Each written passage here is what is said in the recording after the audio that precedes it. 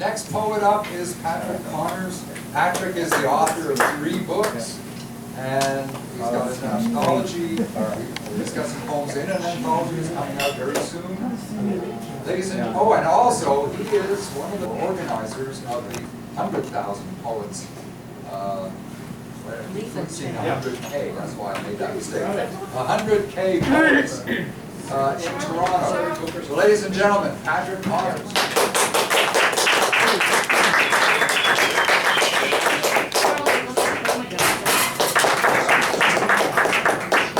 Really glad that Max has invited me to read at this. I've been wanting this for a long time, but the important thing is for something like this to happen when you're ready.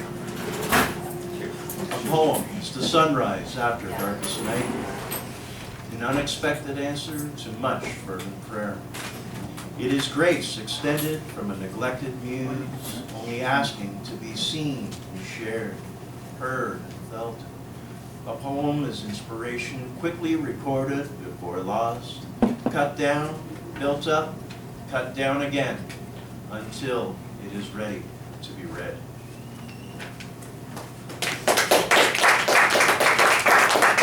Now the next 2 poems are going to riff on something that Max was talking about earlier. This poem I wrote after my first time seeing the great collective, the Wind in the Leaves Collective. There is a group called the Wind in the Leaves Collective, run by Charles Smith, and the first time I went to see them, I wrote this poem afterwards. This is When My Worlds Collide. My world was always meant to come together, to have flow, unity, and coherence. Even as a little boy, I lived in many worlds. Problems always would arise when they would collide, especially when I forced them to. Now, I live in that flow. Embrace my reality, the uniqueness of who I am. I accept the differences of all the worlds in which I walk. I love each one of them individually, as well as part of a collective blessing. Now, when my worlds collide, there is no confusion, no fear, no resentment.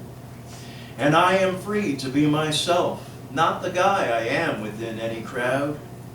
Now I can try to help make the world the kind of place I have always wanted to live in, now that my life has begun.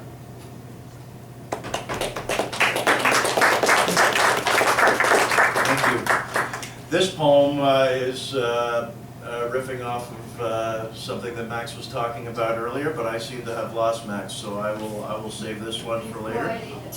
I will read this poem. I wrote this the day after Donald Trump was elected. I wrote it while I had a different kind of hangover, but this is the hangover of Donald Trump winning the U.S. election. The morning after the election, which changed the whole world, the sun rose faintly. I got out of bed, pulled the cord to open the blinds. I slowly made my way to the washroom, checked my dry tongue in the mirror, wobbled my way toward the kitchen, stopped to pick up the paper. Ignoring the news, I opened the sports page. Read about the Leafs' latest loss. Boy, did they lose. Put together the contents of my lunch, laid out my clothes, better wear a sweater. Had pea-meal bacon and pancakes for breakfast, just like every Wednesday. Thank you. And now that Max is back, I'm going to read this poem. I wrote this around the time when Leonard Cohen died, and I had been reading a lot of his work at the time already, and I shamelessly borrowed a line from one of his poems. I've been known to do that from time to time. Rudyard Kipling, I have a poem that's framed around one of Rudyard Kipling's poems, and of course, thanks to TP, I've got a poem with a 1.5 line stolen from Robert Frost, which I'm going to be debuting soon. I'm wishing I brought that today now, but I'm going to read this one, Fallow. Sun shines low in the sky. Cool, clear, crispier waves gently across a fertile world. It is time to sleep. I am cold, dark, closed over. Restless, nothing has come out of me for some time. Once formable clay has become a shell of myself. I have let the world trick me into believing this is my reality. I have become the result of constant bitterness, of engaging in battles not worth fighting. I choke back life, swallowing my tongue in tears until they are gone. My face set like stone, my footsteps wary, I barely make it through another day. Oh dear one, break me open. Let the cracks spring in, fresh air, water, and light, while the seeds within me can still grow.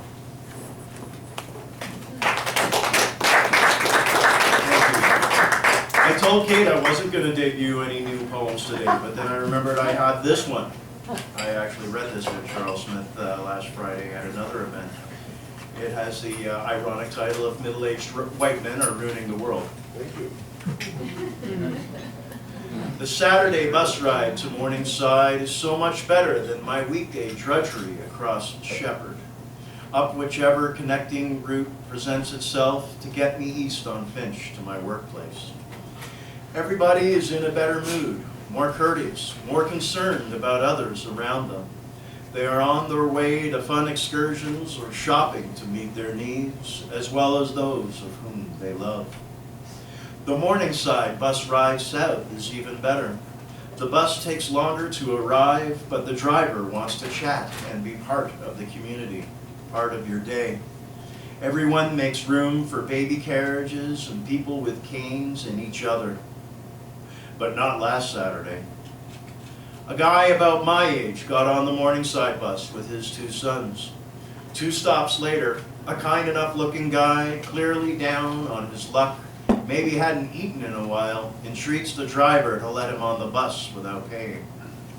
The guy about my age turns to his sons, shakes his head, saying the driver let him on the bus for free. The 2 sons were at that age where their view of the entire universe was filtered through their father. What an entitled, arrogant, self-righteous, ignorant. What kind of legacy are we leaving behind? What kind of world are we leaving for the children? What else can we teach them other than right or wrong? I wondered how he would feel in the unlikely event either he or one of his sons were in that predicament.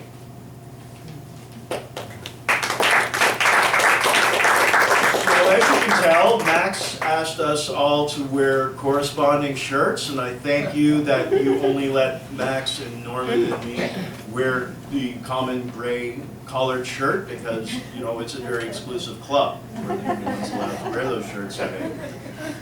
I am primarily a people's poet. I deliberately look for the 5-cent word as long as it is poetic. I could write voluminous books of $50 words. I don't want to. I want everyday people to understand what I'm saying. This is a poem about 3 guys watching a Leafs game in the basement. It's called Buds. Already trapped inside as more snow pounds the cellar window. False sense of security from being dumped on, yet being warm. 3 men related because they married 3 sisters, completely in lack of a sense of comfort, of commonality. Beyond the standard conversation, the eternal frustration, the local pro-hockey team, realizing they have no place to go, so they had better get along. What we need, the oldest one ventures, rubbing his beer-bloated abdomen, is a power forward with some upside. What we need, the next one interjects as he favors his balding pate, is a #1 defenseman, not on the downside. The other one isn't sure what to say. He's not a hockey guy. He's had too much to drink. The youngest one in the group. But he is smart and wears thick glasses. He decides to state the merely obvious. What we need, with a sense of surprise and shock, is a goalie who can make a save in the shootout. They grunt and groan, guzzle their drinks, belch and break wind, rub bare toes and shag carpet, knowing they are all right.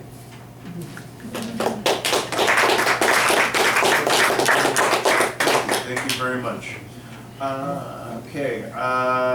I wrote this, actually this came to me the last workday of my year a few years ago, and then the Austin International Poetry Festival put this in their 25th anniversary anthology, The Longest Night. It has been dark about an hour. I stand at the bus stop shortly after 5, feet freezing in big city boots, fingers tingle in leather gloves, more suited for fall or spring. Tomorrow is winter, the year essentially over. I look back on how I passed the time in unsatisfactory work, serving mammon which provides the means to cure my pain. I wonder how next year will be different, what I can do to make it better. I feel helpless, numb, empty, and wonder when my bus will get here.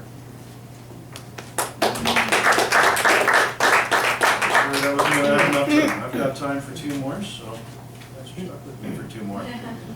I have been trying to get Anna to translate this poem into Chinese, and this is the poem that our dear friend Robert quoted when he did his blurb about my work. Turn, turn, turn. The epigram is from Isaiah 55:7. Give up your crooked ways and your evil thoughts. Return to the Lord your God. He will be merciful and forgive your sins. The earth will turn on its axis until it will no more. Hands on a clock turn slowly, as do the tides and seasons. So must I turn to my Lord every day and be made new. To get what I need to get through it, and a clean slate to fill with fresh and recycled sins. For even my best days are marred by my mistakes, decisions blurred by various vanities.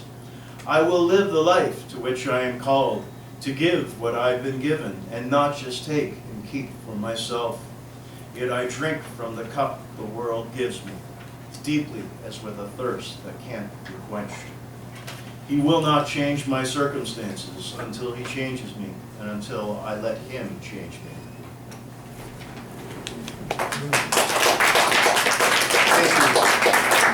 I'm going to end off on this one because I know that Bob and Max have become familiar with Kaylee, because you guys have been going down to Cape Breton the last number of years, it seems to me. This is based on an essay that Al Purdy wrote about Newfoundland. My family is from Newfoundland. I was born in Nova Scotia. I'm a Scarbarian, but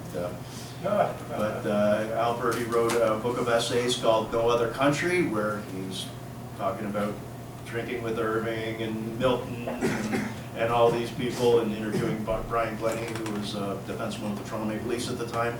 But when he talked about Newfoundland, he just talked about everyday people. And this is all the way down there. It was in the province of Newfoundland, the land of my forefathers and one mother, where Al Purdy went to do the deed.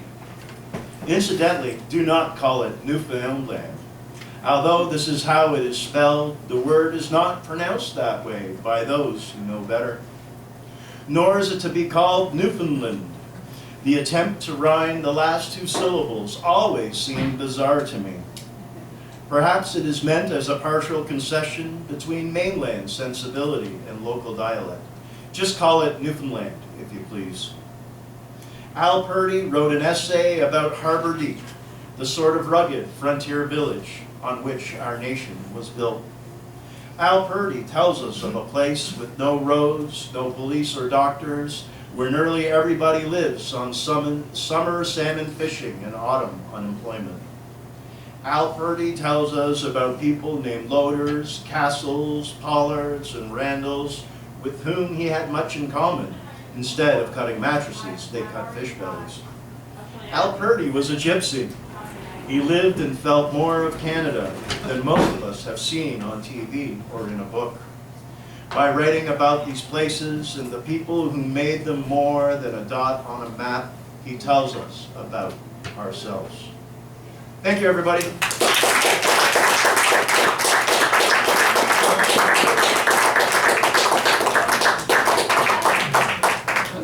I like to run a lot too. Wow. Thank you, Patrick Connors.